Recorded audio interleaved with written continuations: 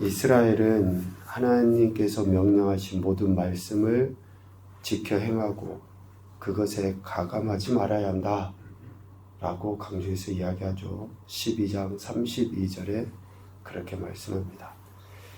이것은 하나님께서 차지하게 하실 땅 가나안에 들어가서 어떻게 살아야 하는지에 대한 태도를 가르쳐 주시는 거예요. 가나안에서 행할 삶의 태도가 하나님께서 명령하신 모든 말씀을 지켜 행하고 가감하지 않는 것이다 라는 거죠. 하나님께서 애굽에서 건져내시고 광야의 여정을 인도하신 후에 아브라함에게 또 이삭에게 야곱에게 약속하셨던 그 땅을 차지하게 하시죠. 그럴 때에 이 모든 역사를 이루시는 하나님을 기억하고 그 말씀에 귀를 기울여 듣고 순종해야 한다. 이스라엘 백성이 애굽에서 나오면서부터 가나안에 들어가기까지 또 들어가서 사는 그 동안 실질적으로 하나님의 은혜가 아닌 것이 하나도 없습니다. 그 은혜에 대한 태도는 하나님 말씀에 대한 태도로 나타나야 돼요. 가감하지 않고 듣고 순종하는 것으로 나타납니다. 그래서 13장 3절에 보면 마음을 다하고 뜻을 다하여 하나님을 사랑하라 라고 이야기해요. 말씀에 대한 태도를 보이기 위해서 먼저는 우리가 마음을 다해서 뜻을 다해서 하나님을 사랑해야 한다라는 거예요. 이 13장의 내용은 12장까지의 내용 그리고 앞으로 14장에부터 나오는 이제 구체적인 10여 명의 말씀을 구체적으로 풀어서 하나님이 해설처럼 해 놓으신 말씀을 연결해 주는 내용이라고 할 수 있습니다. 13장의 내용은. 그 연결 부위가 뭐 접합하는 그런 차원의 문제가 아니라 단정을 지어주는 거예요. 13장 3절에 마음을 다하고 뜻을 다하여 하나님을 사랑하라. 그 사랑하는 여부를 알기 위해서 하나님이 시험하심이 어떻게 나타나냐면 13장 1절, 2절, 그리고 3절 전반부에 나와 있습니다. 하나님을 사랑하는 여부를 알려고 하나님이 시험하시는데 그것은 이스라엘 백성 중 선지자나 꿈꾸는 자가 일어나서 이적과 기사를 보인 후에 이스라엘 백성이 알지도 못하던 다른 신들을 따라 섬기자라고 꾀하는 거예요. 애굽에서 건짐을 받았던 그 기적이 있잖아요. 또 홍해를 건넜던 이적이 있어요. 광야에서 만나와 메추라기 반석에서 물을 마신 그 기사를 이스라엘은 실질적으로 경험했어요. 그래서 가나안 땅에 이제 들어가게 됩니다. 그 가나안 땅에 들어가서 그 땅을 차지해서 살게 될 때에 어떤 선지자나 꿈꾸는 자가 일어나서 기적과 이적과 기사를 보이면서 이스라엘 백성이 알지도 못하던 다른 신들을 섬기자라고 말을 하게 된다라는 거죠. 그러할 때에 마음을 다하고 뜻을 다하여 하나님을 사랑하는지 하지 않는지의 여부가 판가름이 난다라는 거예요. 지금까지 이스라엘 백성이 경험했던 그 기적은 앞으로 어떤 선지자나 어떤 꿈꾸는 자가 보이는 기적과 이적과 능력보다도 훨씬 더 강력하고 그보다 더 큰 기적이 없거든요. 그런데 선지자나 꿈꾸는 자가 나타나서 이런 기적과 이적을 보이면서 소위 금송아지 형상처럼 이것이 너희를 애굽에서 인도해낸 신이다 라고 이야기한다고 한들 그것에 넘어가지 말아라. 이미 더 큰 기적을 경험했는데 그런 기적으로 이스라엘을 미혹하려 할 때에 거기에 넘어가지 말아라 라는 것을 지금 강조해서 이야기하고 있습니다. 그래서 애굽 땅에서 인도하여 내시며 종되었던 집에서 속량하신 하나님 여호와를 배반하도록 만드는 거죠. 하나님의 명령하신 도에서 꿰어내려고 그런 기적과 이적, 기사를 통해서 이스라엘 백성이 하나님의 말씀에 청종하지 못하도록 5절 하반부에 그렇게 이야기합니다. 실질적으로 이스라엘 백성들은 지금까지 경험했던 그 기적으로도 충분해요. 더 이상의 그 기적이 필요가 없어요. 이제는 뭐가 있습니까? 하나님이 모세를 통해서 계속 말씀하신 말씀에 귀를 기울여 듣고 지켜서 행해라. 이것만 있으면 돼요. 그런데 꿈꾸는 자나 선지자들이 나타나서 이렇게 이야기를 하는 거죠. 이렇게 하나님을 배반하게 하고 하나님의 명령하신 도에서 꿰어내려 할 때에 그런 자들에 대해서 어떻게 하라고 이야기합니까? 5절 전반부에 13장 5절 전반부에 보면 그런 선지자나 꿈꾸는 자는 죽여버려라. 죽이라고 이야기해요.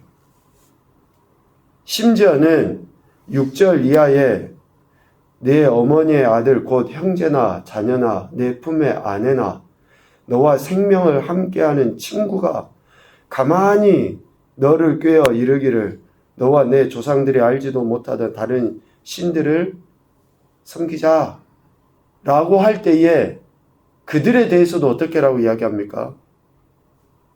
그들을 긍휼히 여기지 말고 애석히 여기지 말며 덮어 숨기지 말고 용서 없이 그를 죽이라. 돌로 쳐 죽여라. 라고 이야기해요. 아니 어떤 자식이 부모를 돌로 쳐 죽이는데 또 어떤 형제를 어떤 자기 자식을 죽이는데 그렇게 할 수 있겠어요? 그런데 하나님이 너무 무자비하게 지금 이 말씀을 하시는 거예요. 하나님을 따르는 데서 하나님을 배반하는 데서 돌아서게 만드는 그런 선지자나 꿈꾸는 자 그런 이런 기적이나 이적들을 통해서 하나님의 아닌 것을 섬기게끔 하는 하나님은 이미 기적과 이적을 보여주시고 말씀을 듣고 순종하라고 이야기하셨는데 그렇게 하지 아니하고 다른 은혜를 구하고 있는 그들을 심지어는 부모고 아내고 자녀고 친구고 형제고 상관없이 죽여라 라고 그렇게 강력하게 말씀하십니다. 왜 그렇습니까? 14장 2절의 말씀 때문에 그래요. 너는 내 하나님 여호와의 성민이라. 이스라엘 백성은 하나님의 거룩한 백성이기 때문에 하나님이 아닌 하나님을 따르는 데서 돌아서게 하는 그 어떤 것도 용납하지 말아라. 거룩은 그래서 매우 우리 인간에게 보면은 정말 우리 인생은 거룩이라는 단어를 쓸 수조차 없어요. 너무나 엄중한 말씀이에요. 오직 하나님께 해당하는 단어가 거룩이에요. 그런데 하나님께서 택하셔서 우리를 거룩한 백성, 성민, 여호와께서 지상 만민 중에서 너를 택하여 자기 기업의 백성으로 삼으셨다. 이스라엘이 이방의 우상 숭배적인 각종 풍습을 쫓지 말아야 될 그 이유, 거짓 선지자나 꿈꾸는 자, 또 하나님이 행하지 아니하시는 그런 기적과 이적을 드러내려 하는 그러한 이들에 대해서 죽이라라고까지 강력하게 하신 말씀은 바로 이스라엘이 하나님의 선민이기 때문에 그래요.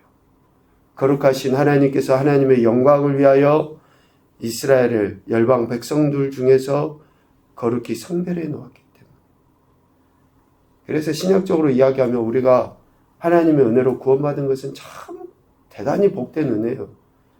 무엇으로도 바꿀 수 없는 축복이고 그래요. 그런데 영적인 의미로 우리가 이렇게 성민됐다고 하는 것은 우리 삶의 태도에서 이런 것을 하나님이 요구하시는 거예요. 그러니까 구원받았다고 하는 것은 엄청난 축복이지만 삶의 태도에서는 매우 두려운 거예요. 어쩌면 내가 이런 거짓에, 이런 또 옳지 않은 것에 미혹돼서 거룩한 성민으로서의 그 영광을 드러내지 못하게 되면 나 역시 죽을 목숨 아닌가요? 그러니까 엄청나게 하나님은 엄중하게 지금 이스라엘 백성에게 하나님의 말씀을 가감하지 말고 지켜 행하라고 이야기하시고 지금 13장에 들어서 이 이야기를 하신 거예요. 왜? 그들은 하나님의 말씀을 듣고 살아야 될 거룩한 백성이기 때문에 그렇다라는 것이죠. 이스라엘이 하나님의 거룩한 기업의 백성이 된 것은 그들에게 어떠한 자격이나 또 어쩌면 가치가 있어서가 아니죠. 전적으로 하나님이 자신의 기쁘신 뜻을 따라서 그들을 만민 중에서 구별해 놓으셨다. 그래서 이스라엘 백성은 이제 14장 3절 이하에 3절 이하부터 21절까지 이야기하는 것처럼 가증한 것, 스스로 죽은 모든 것, 이런 것은 먹지 말아라. 가증한 것, 스스로 죽은 모든 것들은 먹지도 말아라. 왜 먹는 게 중요하지 않겠습니까? 그런데 거룩한 백성은 이런 것을 멀리 하라라는 거예요. 이런 것을. 그리고 오늘 우리가 읽은 본문 22절부터 29절까지 매년 토지 소산의 11조를 드려라 라고 이야기해요. 먹는 것과 11조에 대해서 연계를 시켜서 배치를 해 놓은 것은 참 성령 하나님의 하나님이 하셨지만 우리 인생에게 주시는 도전과 교훈이 크다라고 생각이 듭니다. 왜 우리가 하나님 앞에 제대로 된 헌신, 제대로 된 헌금, 11조 왜 하지 못합니까? 먹는 것에 연연돼서 그런 거 아니에요. 내가 이걸 드려버리면 지금 당장 굶어 죽을 것 같으니까. 내가 이게 없으면 지금 당장 우리 애들은 어떻게 하나? 솔직히 그런 마음 때문에 그런 거 아니냐고요. 그런데 그런 거 먹지 말아라. 오히려 구별해서 하나님께 드려라. 그러하면 오늘 29절 말미에 이야기했잖아요. 그러하면 내 하나님 여호와께서 내 손으로 하는 범사에 내게 복을 주실 것이다. 여러분 이런 구조적인 것들도 한 번씩 생각하면서 묵상을 해보십시오. 얼마나 하나님께서 철저하게 택하신 백성이 하나님의 말씀을 듣고 순종하며 살아야 할 것에 대해서 이야기하고 있는지. 우리가 흔히 이야기하잖아요. 내가 생각하는 것보다 하나님은 더 크시다. 당연해요. 그런데 지금 우리는 내 손바닥 안에 있는 이것을 보고 쥐고 가증하게 여기시는 것, 부정하게 여기시는 것을 그걸 취하려고 하고 있는 거죠. 그래서 여러분 우리가 허황된 꿈을 갖는 것만큼 하나님의 은혜를 망각하기 쉬운 일은 없어요. 그래서 은혜는 매 순간순간 주어지는 것에 대해서 우리가 살아갈 때 그럼 그러다 보면 실질적으로 우리가 엄청 크게 기도할 기도 제목도 별로 없어요. 왜? 일용할 양식에 의해서 우리는 지속적으로 이렇게 살아가니까 지금 그래서 오늘 본문에 가증한 거 스스로 준 거 먹지 말라라고 말씀하시고 11조를 매년 토지의 소산의 11조를 구별해서 하나님께 드려라. 그렇게 하면 23절 하나님 여호와 경외하기를 항상 배울 수 있게 돼요. 하나님 경외하기를 그런 삶을 통해서 배우게 돼요. 26절 하나님 여호와 앞에서 너와 내 권속이 함께 먹고 즐거워하게 돼. 우리는 하나님께 드려버렸는데 오히려 더 그렇게 모든 사람들이 가족들이 그렇게 더 풍성하게 먹고 즐거워하게 되고 29절 분깃이나 기업이 없는 레위인과 거류하는 객과 거와 가부들이 와서 먹고 배부르게 돼요. 우리가 하나님 앞에 드리는 것으로 인해서 우리 가족뿐만 아니라 레위인, 기업이 없는 레위인, 그리고 객이나 고아나 다른 과부들까지도 함께 먹고 배부르게 되는 그런 역사가 일어나게 된다. 이런 영적인 원리들을 하나님께서는 모세를 통해 지금 이스라엘 백성에게 이야기합니다. 그래서 소산의 11조를 드리는 것은 하나님을 경외함의 표현일 뿐만 아니라 가족과 더불어 즐거워하며 다른 가난한 자들로 함께 또 특히 기업이 없는 레위인으로 하나님의 은혜를 경험하게 해요. 그래서 하나님의 말씀을 듣고 지켜 행하는 순종을 보일 때에 하나님께서 내 손으로 하는 범사에 내게 복을 주시겠다라고 하시는 그 말씀이 성취되어져 가는 거죠. 이런 영적인 원리들이 여전합니다. 모세 당시에만 이럴 때만이 아니라 지금도 여전히 하나님의 법칙은 변함없이 이루어져 가고 있습니다. 첫 번째 교훈입니다. 마음을 다하고 뜻을 다하여 하나님을 사랑해야 한다. 마음을 다하지 못하게 하는 그런 주변의 환경들을 그래서 우리가 제거해야 돼요. 두 번째, 하나님을 사랑하는 것에서 멀어지게 하는 사람과 환경을 거절해야 돼요. 사람과 환경을 거절해야 돼요. 하나님을 사랑하지 못하도록 하는 환경을 그대로 내버려두고 그 사람 그대로 내버려두고 그래서 우리는 막 친구 아니면 우리 애들한테도 저희 여전히 이야기합니다. 그런 친구 아니면 죽을 것 같지만 하나님 사랑해서 멀어지게 하는 사람 없으면 다른 사람 진짜 믿음의 사람을 붙여줘요. 세 번째, 하나님께서 가증히 여기시는 것을 우리도 가증히 여기한다. 하나님이 싫어하는 것을 우리는 행하면서도 마치 그렇지 않은 것처럼 하는 것은 오히려 하나님 영광을 가리우죠. 한 가지만 더요. 네 번째, 하나님의 말씀에 순종할 때 모든 관계에 즐거움이 있고 범사에 복이 임하게 된다. 하나님의 말씀에 순종할 때 모든 관계에 즐거움이 있어요. 그래서 관계의 문제는 저 사람이 문제가 아니라 나의 문제예요. 내가 하나님 말씀에 제대로 하지 않으니까 지금 관계가 어그러지고 문제가 생기는 겁니다. 우리 자신들을 그래서 점검하는 거죠. 모든 관계에 즐거움이 있고 범사에 복이 임한다.